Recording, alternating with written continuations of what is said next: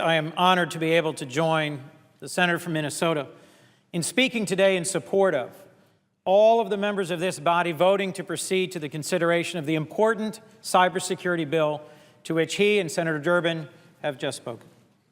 Today, Madam President, we have an opportunity to celebrate progress, very real, very concrete, and very important progress in the legislative effort to make America both more secure and yet retain our core constitutional freedoms, the protections of privacy that Americans have held dear from the very beginning of this republic.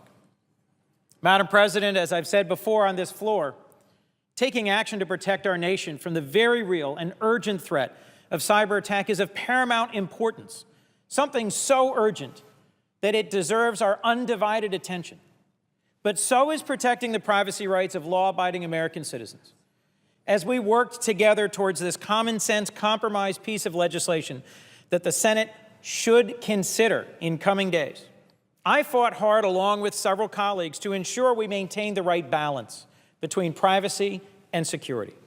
That balance, Madam President, is essential. Compromising our liberty would be just as dangerous as compromising our safety.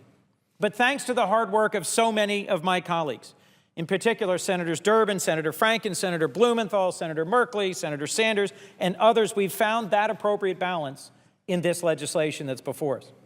The changes we have made to the original text and to the House-passed version have significantly strengthened privacy rights. That's why I say, Madam President, we can celebrate real progress here today. I long thought that it was the privacy issues that would be the rock on which this ship would founder, that the critical and unaddressed privacy issues in CISPA and Secure IT, just spoken to by Senator Franken, would be issues that would prevent me from supporting cybersecurity legislation in this session of the Congress.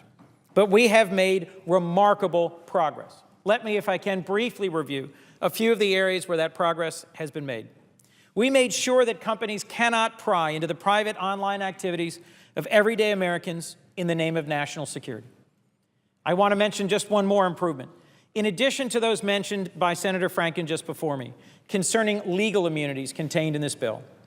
This bill appropriately gives companies the authority to share cyber threat-related information with each other and the government, without which we can't know what the rapidly emerging, significant national cyber threats really are.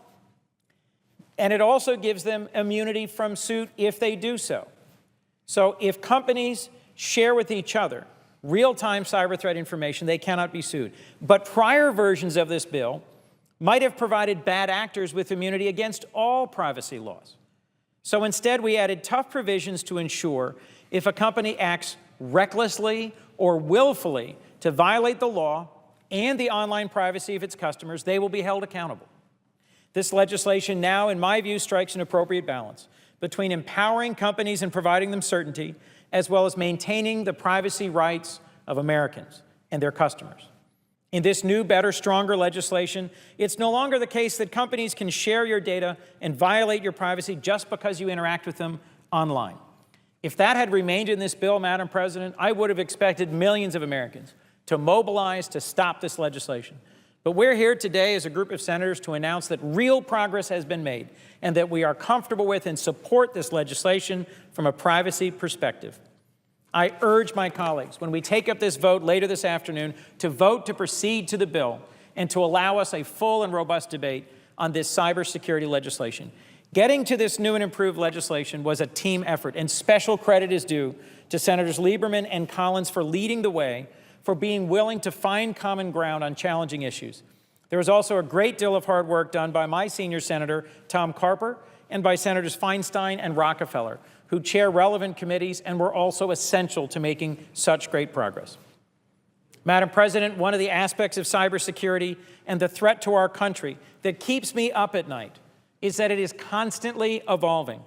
Our enemies are smart, they are capable, and they are fast. And that means our cyber defenses have to be flexible, adaptable, and regularly evaluated in order to keep up. One good thing about the House version of this legislation is that it includes a sunset provision, requiring that in 5 years, this body once again must take a hard and serious look at cybersecurity threats and update or change our defense as needed, and ensure that privacy protections have been fully observed. That's not just good strategy, Madam President, it's good sense. Think about the capabilities of your computer, your cell phone, 5 years ago compared to today. The pace of change is faster online than ever before, and we need the kind of legislative process that allows us to review our work and ensure that we not only stay ahead of the curve in defending our country, but that we continue to strike the right balance between privacy and security. That's why, Madam President, like Senator Franken before me, I intend to introduce an amendment on the floor which I hope will earn consideration by this body and the support of my colleagues to take the sunset provision of our House counterparts and match that here in the Senate in this bill. It is the right thing to do to help keep us safe and to help our military leaders and cybersecurity experts stay one step ahead of those who would wish us harm. I want to, in closing, thank Senator Whitehouse of Connecticut, who has been an important part of 2 different teams working on this bill.